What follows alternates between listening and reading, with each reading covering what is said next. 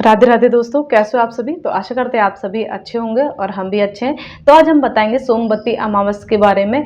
तो हिंदू धर्म में सोमवती अमावस्या के बारे में बहुत कुछ बताया गया है। सोमवती अमावस्या जो होता है तो कब पड़ेगा कब नहीं पड़ेगा, तो हिंदू धर्म में सोमवती अमावस्या का बहुत अधिक महत्व होता है, बहुत अधिक। और इस दिन सुहागिन महिलाएं जो हैं अपने पति की लंबी आयु के लिए, लंबी उम्र के लिए व्रत रखती हैं और पीपल के वृक्ष की परिक्रमा लगाती हैं वो सोमवती अमावस्या के दिन। और इस दिन व्रत पूजन करने और पितरों के निमित्त तर्पण करने से उन्हें पुण्य की प्राप्ति होती है। तो इस दिन सोमवती अमावस्या के दिन ये करना चाहिए। और सोमवार का दिन भगवान श्री भोले बाबा को और माता पार्वती जी की पूजा का दिन माना जाता है। तो इस दिन विधि विधान से पूजा करने से और व्रत रखने से सुहाग की वृद्धि होती है और सुहाग की आयु लंबी होती है और साथ ही सौभाग्य की प्राप्ति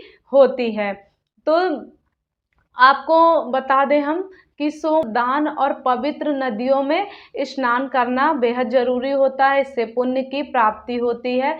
और इस दिन पितरों का श्राद्ध तर्पण आदि भी किया जाता है सोमवती अमावस्या के दिन।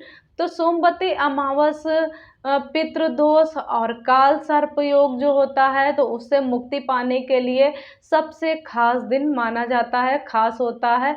इस दिन तर्पण दान आदि करने का विशेष महत्व होता है। पर सबसे मतलब सफ़ेद मिठाई, जूते, चप्पल, कपड़े, तिल, भोजन का दान करना बेहद ज़रूरी होता है, बेहद शुभ होता है, शुभ माना जाता है। तो सुहागिन महिलाएं इस दिन व्रत उपवास रखती हैं। तो सोमवती अमावस्या के दिन सुबह जल्दी उठना चाहिए, फिर स्नान आदि से निवृत्त हो करके और फिर हो सके तो इस दिन पवित्र नदियों में जा कर के स्नान करें। अगर नहीं कर पा रहे हैं तो आप घर में गंगा जल मिश्रित जल से स्नान करें। स्नान करने के बाद लोटे में जल लीजिए, तांबे के लोटे में, फिर उसमें कुछ अक्षत और गुड़ डाल करके सूर्य भगवान को जल दीजिए। इसके बाद में सुहागिन महिलाएं जो हैं तो पीपल के वृक्ष की पूरे विधि विधान के से पूजा करनी चाहिए। पूरे विधि विधान के साथ में महिलाएं पीपल के वृक्ष में दूध जल अर्पित करें और पुष्प माला ये सब चढ़ाना चाहिए। रोली, चंदन, अक्षत, दीप, धूप आदि लगाना चाहिए। इसके बाद में पीपल के 108 बार मौली धागा या कच्चा सूत जो होता है उसको लपेट करके परिक्रमा अवश्य ही करें, ये जरूरी होता है। और इसके बाद में धूप दीप जला करके आरती करना चाहिए और अपनी संतान व पति की लंबी आयु के लिए प्रार्थना करनी चाहिए माता से सोमवती अमावस्या के दिन। तो इस दिन तुलसी की 108 बार परिक्रमा करने से भी फल मिलता है, इससे दरिद्रता दूर होती है। इस तरीके से आप विधिवत सोमवती अमावस्या का पूजा कर सकते हैं, करें, जरूर अच्छा रहेगा। और आपको हम ये भी बता दें कि इस साल सिर्फ एक ही सोमवती अमावस्या पड़ रही है, तो इसलिए बहुत ध्यान से सुनिएगा, जो कि ज्येष्ठ अमावस्या के दिन पड़ेगी आप ये अमावस्या, सोमवती अमावस्या।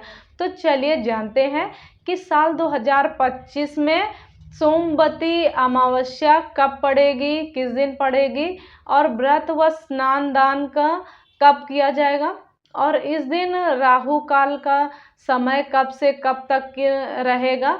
तो सारा कुछ बताएंगे, आप लोग पूरा देखिएगा। तो आपको हम ये बता दें कि इस साल सन 2025 में ज्येष्ठ माह के कृष्ण पक्ष की अमावस्या तिथि जो है तो उसकी शुरुआत होगी 26 मई 2025 को दोपहर को 12:11 पर होगी, जिसका समापन होगा, अमावस्या तिथि का समापन तो वो होगा 27 मई 2025 की सुबह में 8:31 पर हो जाएगा। तिथि के अनुसार सोमवार मतलब सोमवती अमावस्या का व्रत 26 मई 2025 को दिन सोमवार को रखा जाएगा और इसी दिन स्नान दान भी किया जाएगा। और पीपल की फेरी भी इसी दिन लगाई जाएगी। तो ये बात करें पूजा के शुभ मुहूर्त की, तो शुभ मुहूर्त है तो इस दिन शुभ मुहूर्त दो निकल रहे हैं। इस दिन दो शुभ मुहूर्त रहेंगे पूजा के। तो जिसमें पहला शुभ मुहूर्त है सुबह में 5:25 से ले करके सुबह के 7:09 तक रहेगा। ये पहला शुभ मुहूर्त है। और दूसरा शुभ मुहूर्त है कि सुबह के 8:52 से ले करके फिर सुबह 10:35 तक रहेगा।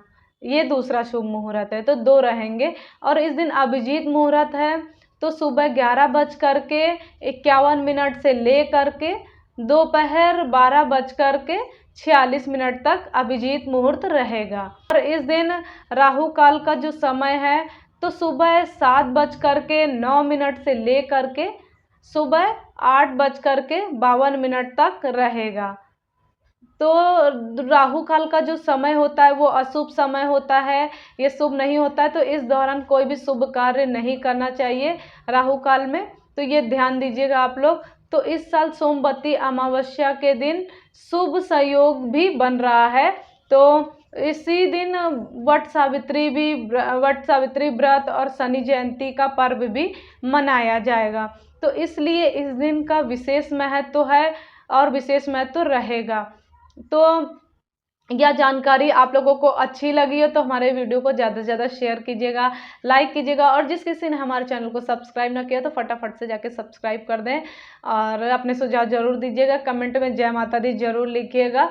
तो चलिए मिलते हैं नेक्स्ट वीडियो में, तब तक के लिए राधे राधे, जय श्री कृष्णा, हर हर महादेव, जय श्री राम।